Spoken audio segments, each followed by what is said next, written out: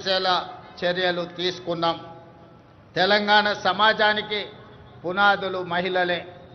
ఈనాడు తెలంగాణ సమాజం రాణి రుద్రమను, సమ్మక్క సార్లమ్మను, చాకలి ఐలమ్మను, మల్లు స్వరాజ్యాన్ని ఆదర్శంగా తీసుకొని ఈ మహిళల అభివృద్ధి కోసం తెలంగాణ ప్రజా ప్రభుత్వం ప్రయత్నం చేస్తున్నది. అందుకే కోటి మంది ఆడబిడ్డలను కోటీశ్వరులుగా చేయాలనే ఉక్కు సంకల్పంతో ప్రజా ప్రభుత్వం ముందుకు వెళ్తున్నది. మహిళల ఆర్థిక స్వావలంబనకు ఇందిరా మహిళా శక్తి పాలసీని ఆవిష్కరించుకున్నాం. మహిళలను పారిశ్రామికవేత్తలుగా తీర్చిదిద్దే లక్ష్యంతో తొలి ఏడాదిలోనే 21,000 కోట్ల సున్నా వడ్డీ రుణాలను మహిళలకు పంపిణీ చేశాం.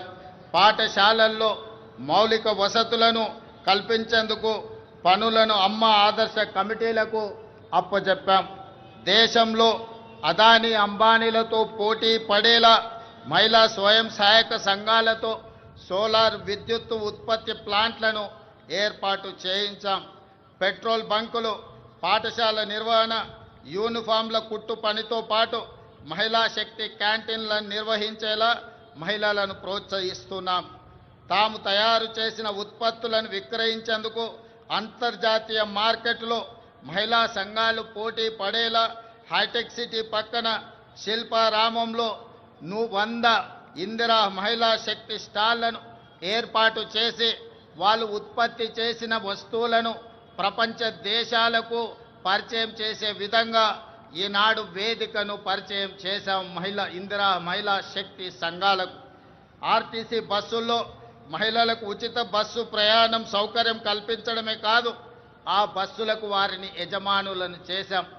ఈనాడు ఆర్టీసీ ప్రైవేటులో ఏదైతే వ్యాపార సంస్థల నుంచి ఒప్పందాలు చేసుకొని బస్సుల నిర్వహణను ఏర్పాటు చేస్తున్నారో ఆ బస్సులను మహిళా సంఘాలతో కొనుగోలు చేయించి ఇప్పటికే 150 బస్సులను ఇవ్వడం జరిగింది.